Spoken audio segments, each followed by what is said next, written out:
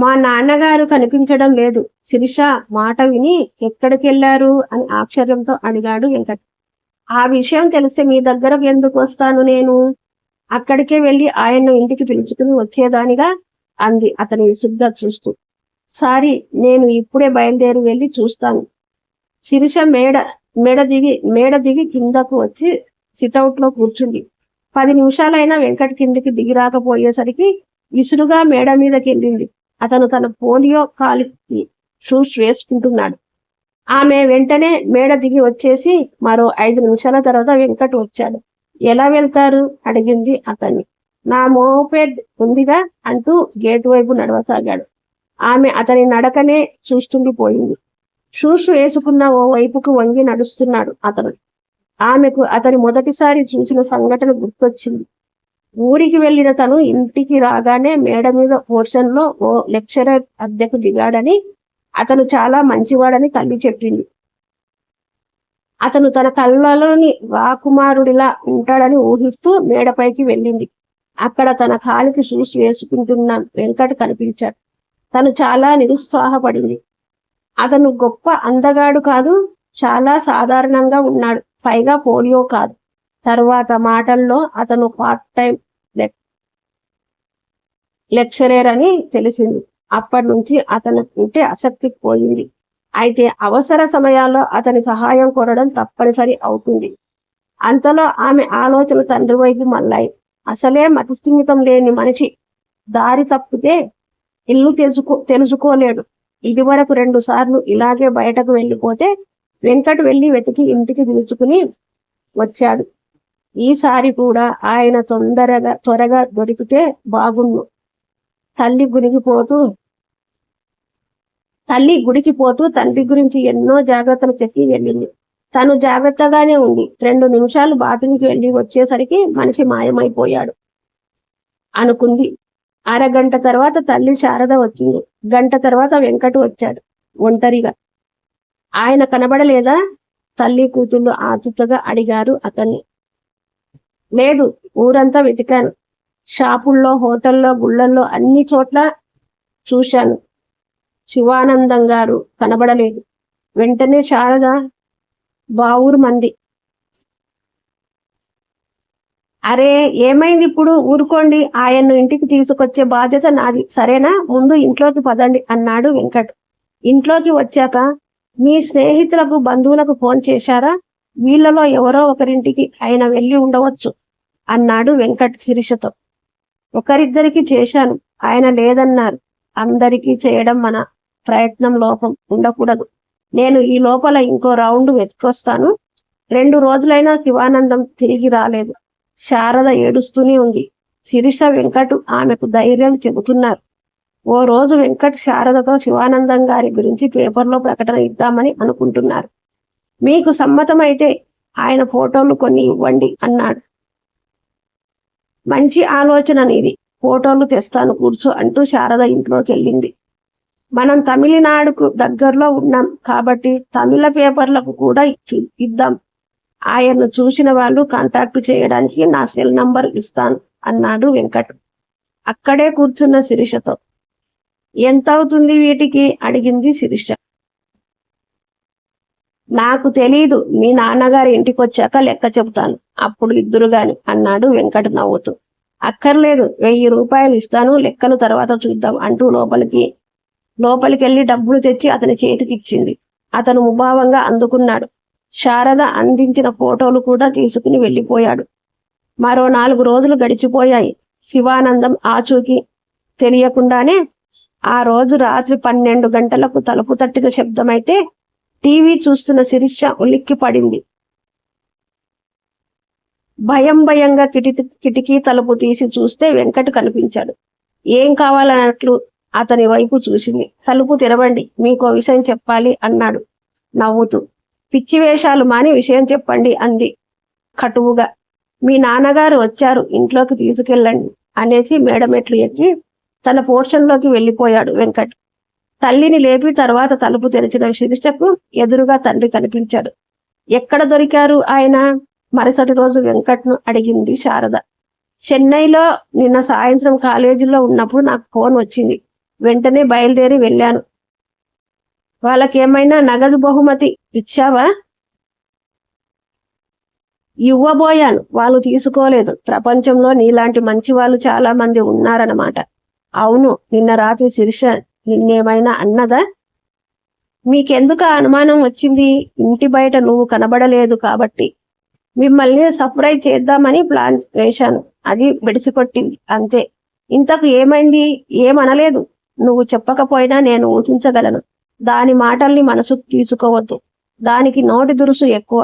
నేను ఆ విషయాన్ని నిన్నే మర్చిపోయాను. పైగా ఆవిడ ఆ సమయంలో తలుపు తీయకపోవడానికి నేను 100% సమర్థిస్తాను. అతన్ని చూస్తుంటే శారదకు ఎంతో ముచ్చటేసింది.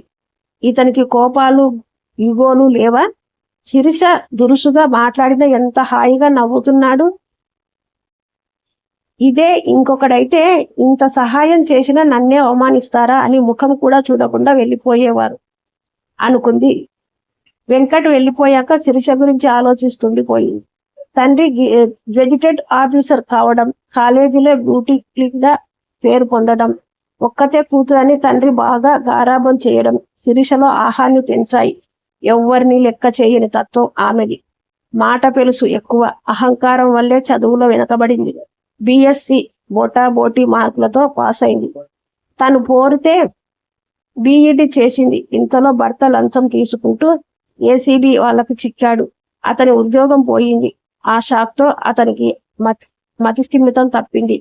వైద్యం చేయించినా మామూలు మనిషి కాలేకపోయాడు. రోజు ఓ యోగిగా అరుగు మీద కూర్చుని ఉంటాడు. భోజనానికి పిలిస్తే వచ్చి తింటాడు. కూతురు ఉద్యోగం చేస్తే ఆర్థికంగా కాస్త వెసులుబాటు ఉంటుందని తన ఆశ. కానీ శిరీష ఆ ప్రయత్నమే చేయడం లేదు. ఆలస్యంగా నిద్ర లేవడం, టీవీలో సినిమాలు చూడడం, సాయంత్రాలు స్నేహితురాల ఇళ్లకు సినిమాలకు వెళ్ళడం చేస్తూ రోజులు గడిపేస్తుంది. సినిమాలకు వెళ్ళడం చేస్తూ రోజులు గడిపేస్తుంది. దాచుకున్న డబ్బులన్నీ ఖర్చయిపోయాయి. ఇకపై వెంకట్ ఇచ్చే అద్దెతోనే బతకవలసి వస్తుంది అనుకుంది. వెంటనే ఆమె ఆలోచనలు వెంకట్ మీదకి మళ్ళాయి. ఎంత మంచి అబ్బాయి వెంకట్! ఉదయాన్నే లేచి పూజ చేస్తాడు, వంట స్వయంగా చేసుకుంటాడు, కాలేజీకి వెళ్ళి పాఠాలు చెబుతాడు, సాయంత్రాలు ఉద్యోగాల కోసం పోటీ పరీక్షలు రాసే వాళ్లకు ట్యూషన్లు చెబుతాడు, రాత్రి చాలాసేపు వరకు చదువుకుంటూ ఉంటాడు. ఇతనికి అలసట, విసుగు అనేవి ఉండవా అనిపిస్తుంది. అందరితో నవ్వుతూ మాట్లాడతాడు, ఎవరిని నొప్పించాడు. భగవంతుడు ఆ చిన్న వంక పెట్టకుండా ఉండి ఉంటే అల్లుడుగా చేసుకునేదాన్ని అనుకుంది. మళ్ళీ అది వంక అని భావిస్తే కదా ఇబ్బంది. ఏమైనా ఒకసారి శిరీషతో అతని విషయం మాట్లాడాలి అనుకుంది. మరుసటి రోజు భోజనాలకు శిరీషతో తన మనసులోని మాటని చెప్పింది. అతను పార్ట్ టైం లెక్చరర్ అమ్మా, పర్మనెంట్ ఉద్యోగి కాదు. అయితే నేను ఏదో ఒక రోజు పర్మనెంట్ అవుతుంది. పైగా అతను చదువుకున్నాడు, తెలివితేటలు గలవాడు, తన కాలం మీద తను నిలబడలేడమ్మా. తన 2 కాళ్ళ మీద అతను నిటారుగా నిలబడము నేను చూసుకుంటాను. నోరు తెరిచి ఆశ్చర్యంగా చూసుకుండిపోయింది చాలు. తన కూతురు శరీర లోపం గురించి అంత సంస్కరణంగా మాట్లాడుతుందని ఆమె ఊహించలేదు. ఆమె మనసు ఎంతో బాధపడి చిరికకు చెప్పి లాభం లేదని ఊరుకుంది. ప్రభుత్వ టీచర్ పోస్టులకు పరీక్షలు ప్రకటించింది. వెంకట్ ఆ పరీక్షలకు కోచింగ్ ఇస్తున్నాడు. నువ్వు వెళ్ళవచ్చుగా అంది శిరీషతో శారద రోజు. నేను నా ఫ్రెండ్స్ కలిసి వేరే చోటకి వెళ్తాను. ఆ వెళ్ళేదేదో వెంకట్ దగ్గరికే వెళ్ళొచ్చుగా, ఆటోలో ఖర్చు దండగా. పైగా అతను మన వీధిలో కన్వెన్షన్ ఇవ్వచ్చు. అతనిచ్చే కన్వెన్షన్ మనకు అవసరం లేదు. అవసరం ఉంచిద్దా? ఇంకో 2 నెలలు గడిస్తే మనకు రోజులు గడవడం కష్టమవుతుంది. నువ్వే అర్థం చేసుకుంటావని ఇన్నాళ్ళు చెప్పలేదు. నువ్వు అర్జెంటుగా ఓ ఉద్యోగం తెచ్చుకోవాలి. అప్పుడే మనం 2 పూటలా తినగలం. శిరీష కాసేపు మౌనంగా ఉండిపోయి తర్వాత నువ్వు అతనితో మాట్లాడు, అతను ఒప్పుకుంటే వెళ్తాను అంది. శారద వెంకట్తో శిరీష విషయం చెప్పగానే తప్పకుండా రమ్మన్నాడు. ఆ బ్యాగ్ మొదలుపెట్టి వారం గడిచిపోయి అయినా పర్వాలేదు, తనకు జరిగిన పోర్షన్ కూడా చెప్తాను అన్నాడు వెంకట్. మరి నీ వీధు ఉద్యోగం వచ్చాక వీధు సంగతి మాట్లాడదా? అలా కాదు, మిగిలిన వాళ్ళు ఎంత ఇస్తున్నారు? నేను వాళ్ళతో ఏమీ చెప్పలేదు. వాళ్ళలో చాలా మంది నిరుద్యోగులు, చిరుద్యోగులు ఉన్నారు. వాళ్ళని పీడించి తీసుకుంటే నాకేం పొరుగుతుంది? ఎటు నేను దీనిపైన ఆధారపడి బతకడం లేదు. ఉద్యోగం వచ్చాక వాళ్ళు ఎంత ఇస్తే అంత తీసుకుంటారు. ఆమె ఆశ్చర్యంగా వెంకట వైపు చూస్తూ ఉండిపోయింది. కొంతమంది లెక్చరర్ గవర్నమెంట్ కాలేజీల్లో లీవ్ పెట్టి జీతాలు తీసుకుంటూ ప్రైవేట్ కాలేజీలో పాఠాలు చెబుతూ లక్షలు ఆర్జించడం ఆమెకు తెలుసు. వెంకటి ఎటువంటి ఆదాయం ఆశించకుండా అంత శ్రమ తీసుకోవడం ఆమెను విస్మయపరిచింది. జీవించడానికే డబ్బు గాని డబ్బే జీవితం కాదనే సత్యం తెలిసిన వ్యక్తి అనుకుంది. శిరీష డిఎస్సి పరీక్ష పాస్ అయింది. ఇంటర్వ్యూలో కూడా సెలెక్ట్ అయింది. ఆమెతో పాటు వెంకటి దగ్గర శిక్షణ తీసుకున్న మరో 17 మంది ఉద్యోగానికి ఎంపికయ్యారు. ఓ రోజు మేడ దిగి వస్తున్న శిరీషను చూసి ఆశ్చర్యపోయింది శారద. ఏమిటి లేక లేక ఈరోజు తమరు మేడపైకి వెళ్ళారు? నవ్వుతూ అడిగింది కూతురు. డిఈఓ గారి అబ్బాయి వెంకట్ స్టూడెంట్ అట. ఆయనతో మాట్లాడి నాకు దగ్గరలో పోస్టులు ఇప్పించమని వెంకట్తో చెప్పాను. ఏమన్నాడు? ఏమంటాడు? తప్పకుండా చెప్తాను అన్న. స్నేహితుడు అంటే అవసరంలో సహాయపడేవాడే కదా అంది శిరీష నవ్వుతూ. అవును, అవసరంలో గుర్తొచ్చే వాళ్ళు కూడా స్నేహితులే. కానీ అవసరం వచ్చినప్పుడే స్నేహితులను గుర్తు తెచ్చుకునే వాళ్ళు మంచి స్నేహితులు కాదు.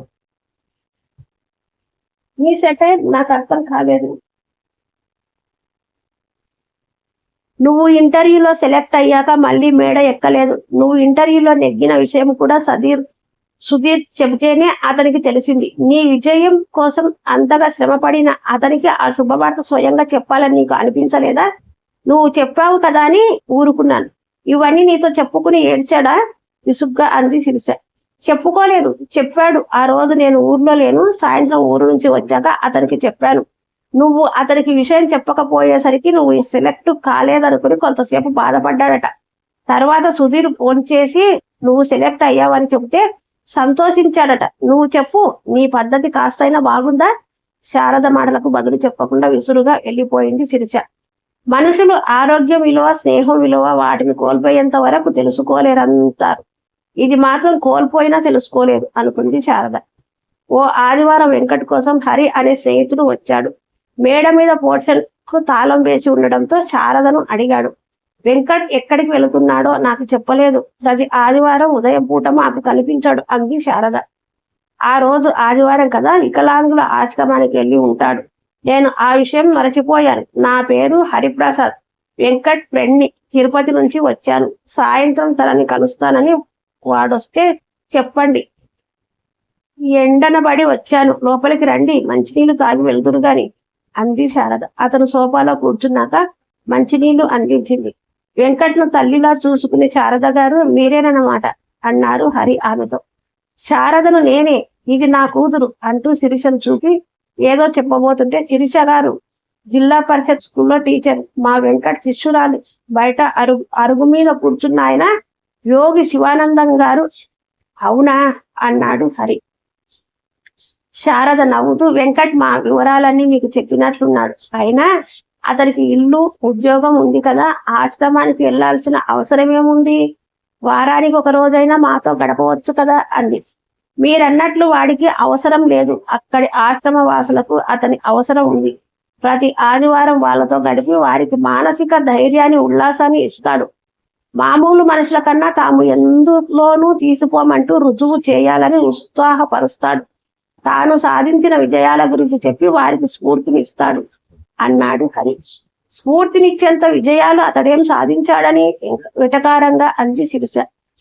బిఎస్సి 3 ఏళ్ళు, ఎంఎస్సి 2 ఏళ్ళు కలిపి 5 ఏళ్ళు వరుసగా యూనివర్సిటీ ఫస్ట్ వచ్చి గోల్డ్ మెడల్ సాధించాడు. అది అచీవ్మెంట్ కదా. వెంకట్ గోల్డ్ మెడల్ సాధించాడా? నాతో ఎప్పుడు చెప్పనే లేదే అంది శారద. ఆమె ముఖంలో అక్షరం ఆనందం కనిపించాయి అతనికి. వాడు తన విజయాల గురించి చెప్పడు, కానీ తన తోటి వాళ్ళు సాధించిన విజయాల గురించి పొంగిపోతాడు. తనకు పరిచయమైన ప్రతి వ్యక్తి బాగుండాలని కోరుకునే మనసు వెంకట్. నిజానికి నేను వాడు వ్యవసాయ కూలీల కుటుంబం నుంచి వచ్చిన వాళ్ళమే. అయితే వాడు శ్రద్ధగా చదువుకునేవాడు. నేను జులాయిగా తిరిగేవాడిని. నన్ను సరిదిద్ది మంచి దారిలో పెట్టిన గురువు వాడు. నేను వాడు బ్యాంకు పరీక్షలు రాశాం. ఇద్దరం పరీక్ష పాస్ అయ్యాం. ఇంటర్వ్యూలో నేను సెలెక్ట్ అయ్యాను, వాడు కాలేదు. అయినా వాడి ముఖంలో గాని మాటల్లో గాని రవ్వంత అసూయ కూడా నాకు కనబడలేదు. నాకంటే ఎక్కువగా వాడు ఆనందించాడు. అటువంటి మనుషుల్ని చాలా అరుదుగా చూస్తాం మనం.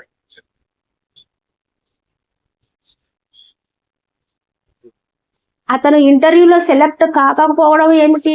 ఫిజికలీ హ్యాండిక్యాప్ కోటా కింద అతనికి రిజర్వేషన్ ఉందిగా, అడిగింది శిరీష. వాడు ఆ సదుపాయాన్ని ఎప్పుడూ వాడుకోలేదు. వాడుకోవడం ఇష్టం లేదు కూడా. మామూలు మనుషుల కన్నా తను ఏ విధంగానూ తక్కువ కాదని నిరూపించుకోవాలనే తపన కలిగిన వాడు వెంకట్. స్కూల్లో చదువుతున్నప్పుడు ఫస్ట్ ర్యాంక్ ఎప్పుడు వాడికే వస్తుందని ఈర్ష్యతో క్లాస్మేట్ అతను మరే విధంగానూ తప్పు పట్టలేక కుంటివాడు అని వెక్కిరించేవాడు. వెంకట్ బాధతో ఏడ్చేవాడు. అతని అభిమానించే టీచర్లు సైతం అతని ఐడెంటిటీ కోసం పోలియో కాలుతో నడుస్తాడే ఆ అబ్బాయి అని తోటి వాళ్ళతో చెప్పేవాళ్ళు. ఆ విషయం తెలిసి నాకు వెంకట్ అని పేరుంది కదా, పోలియో ప్రస్తావన ఎందుకు చేయాలి అని వాపోయాడు. క్రమంగా ఆ బాధను కసిగా మార్చుకున్నాడు. ఆ కసితోనే గోల్డ్ మెడల్ సాధించాడు. అన్ని గోల్డ్ మెడల్ సాధించిన వాడు పార్ట్ టైం లెక్చరర్ ఉద్యోగం చేయడం ఏమిటి అంది శారద. చదువు పూర్తయిన తండ్రి సంపాదన మీద ఆధారపడడం ఇష్టం లేక ఈ ఉద్యోగంలో చేరాడు. అయితే వాడి ఆలోచనలు వేరు, ధ్యేయం వేరు. అంతటి బలవంతంగా అయిన పాండవులు కూడా విరాటరాజు కొలువులో ఉద్యోగానికి చేరారు. వెంకట్ కూడా అంతే. సమయం వస్తే ఓ భీముడిగా, ఓ అర్జునుడిగా తనను తాను నిరూపించుకుంటాడు అన్నాడు హరి. 6 నెలల తర్వాత హరి అన్న మాటలు నిజమయ్యాయి. వెంకట్ IAS పాస్ అయ్యాడు. శిరీషకు నమ్మబుద్ధి చేయడం లేదు. తక్కువ ఖరీదు దుస్తులు ధరించి పాత మోపడై వెళ్ళే వెంకట్ ఇప్పుడు IAS ఆఫీసర్ కాబోయే కలెక్టర్ అనుకుంది. శారదకు ఆశ్చర్యంగా ఉంది. IAS పాస్ అయినా వెంకట్లో కాస్త కూడా అహం కనిపించడం లేదు. అదే నమ్రత, అదే చిరునవ్వు, నిండుకుండా తొనకదు అని ఇలాంటి వారిని చూసి అన్నారేమో. అసలు ఈ అబ్బాయి తన ఇంట్లో చేరినప్పటి నుంచి తనను తరచుగా ఆశ్చర్యానికి గురి చేస్తూనే ఉన్నాడు అనుకుంది. వెంకట్ ఊర్లో ఓ హీరో అయిపోయాడు. ఇంటి దగ్గర ఆత్మీయుల సందడి పెరిగింది. పత్రికా విలేకరుల హడావిడి మొదలైంది. అతని ప్రమేయం లేకుండానే అతని ఫోటోతో హోర్డింగ్లు వెలిశాయి. స్కూళ్లు, కాలేజీలు యజమాన్యాలు తమ విద్యార్థులకు స్ఫూర్తినివ్వమని ఆహ్వానింపసాగాయి. అతని తల్లిదండ్రులు వచ్చి 4 రోజుల నుండి కొడుకు ఆనందాన్ని పంచుకుని వెళ్లారు. క్రమంగా శిరీషకు వెంకట్ పట్ల ఆసక్తి పెరగసాగింది. అది అతను IAS అయినందువల్ల కావచ్చు, లేదా ఊర్లో అతనికి ఏర్పడ్డ ఫాలోయింగ్ వల్ల కూడా కావచ్చు. ఆమెకు తల్లి ఇదివరలో చేసిన పెళ్లి ప్రపోజల్ గుర్తొచ్చింది. ఓసారి వెంకట్తో మాట్లాడి తన పట్ల అతని అభిప్రాయం కనుక్కోవాలి అనుకుంది. అయితే వెంకట్తో ఏకాంతంగా మాట్లాడే అవకాశం ఆమెకు చాలా రోజుల దాకా దొరకలేదు. ఆ రోజు సాయంత్రం మేడ మీద సందడి లేకపోవడం గమనించి వేగంగా మెట్లెక్కి అతని ఇంట్లోకి నడిచింది.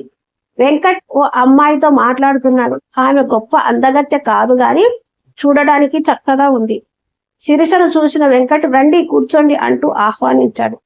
తరువాత ఈవిడ శ్రావణి, నా కాబోయే భార్య అంటూ ఆ అమ్మాయిని శిరీషకు పరిచయం చేశాడు. ఆ అమ్మాయి నవ్వుతూ 2 చేతులు జోడించి శిరీష ముఖం నానమయ్యింది. బలవంతంగా ముఖంపై నవ్వు తెచ్చుకుంటూ ప్రతి నమస్కారం చేసింది. ఆమెకు శ్రావణిపై రవ్వంత అసూయ కలిగింది. తర్వాత మీరు IAS పాస్ అయ్యారా అని శ్రావణిని అడిగింది. ఆమె బదులివ్వక ముందే వెంకట్ అందుకుని, లేదు, తను BSc పాస్ అయింది, వికలాంగుల ఆశ్రమంలో పనిచేస్తుంది అన్నాడు. మీరు వికలాంగుల ఆశ్రమానికి వికలాంగుల కోసం వెళ్తున్నారనుకున్నాను అంది శిరీష వెటకారంగా. వెంకట్ నవ్వుతూ, నేను నిజంగా వికలాంగుల కోసమే ఆశ్రమానికి వెళ్తాను అన్నాడు. తర్వాత శ్రావణితో, ఇక మీరు బయలుదేరండి, ఇప్పటికే ఆలస్యమైంది అన్నాడు. ఆమె శిరీష వైపు వెళ్తున్నట్టు చూసి వెళ్ళిపోయింది. మీ కాబోయే శ్రీమతికి తను కలెక్టర్ భార్య కాబోతున్నానని గర్వంగా ఉంది. పెదవి ఇప్పి నాతో ఓ మాట కూడా మాట్లాడలేదు అంది శిరీష నిష్ఠూరంగా. ఆమె పెదవి ఇప్పగలదు కానీ మాట్లాడలేదు. షాక్ తిన్నట్టు చూస్తుండిపోయింది శిరీష. నేను తన గొంతునవుతాను, తను నన్ను ముందుకు నడిపిస్తుంది అన్నాడు వెంకట్. అతను ఎంతో ఎత్తుకు ఎదిగిపోయినట్లు, తాను అతని ముందు అన్ని విషయాల్లో చిన్నగా కనిపిస్తున్నట్టు అనిపించింది ఆమెకు. తన ఆశయాలను, ఆదర్శాలను చేతలలో చూపించిన అతన్ని మనస్ఫూర్తిగా అభినందించాలని అనిపించింది. లేచి నిలబడి కంగ్రాచులేషన్ అంటూ చెయ్యి అందించింది. అతను ఆమె చేతిని ఆప్యాయంగా నొక్కి వదిలాడు. వెంకట్ ఇల్లు ఖాళీ చేసి వెళ్తుంటే శారదకు ఏడుపు వచ్చింది. శివానందం, శారదల పాదాలకు నమస్కారం చేశాడు వెంకట్. అతని స్నేహితులు స్టేషన్ కు వెళ్ళడానికి కారు తీసుకొచ్చారు. వెంకట్ కారు వైపు నడిచి వెళ్తుంటే శిరీష అతన్నే చూస్తుండిపోయింది. ఇప్పుడు అతను ఓ వైపుకు వంగి నడుస్తున్నట్టు ఆమెకు అనిపించలేదు. ఎంతో హుందాగా నడుస్తున్నట్లు అనిపిస్తుంది.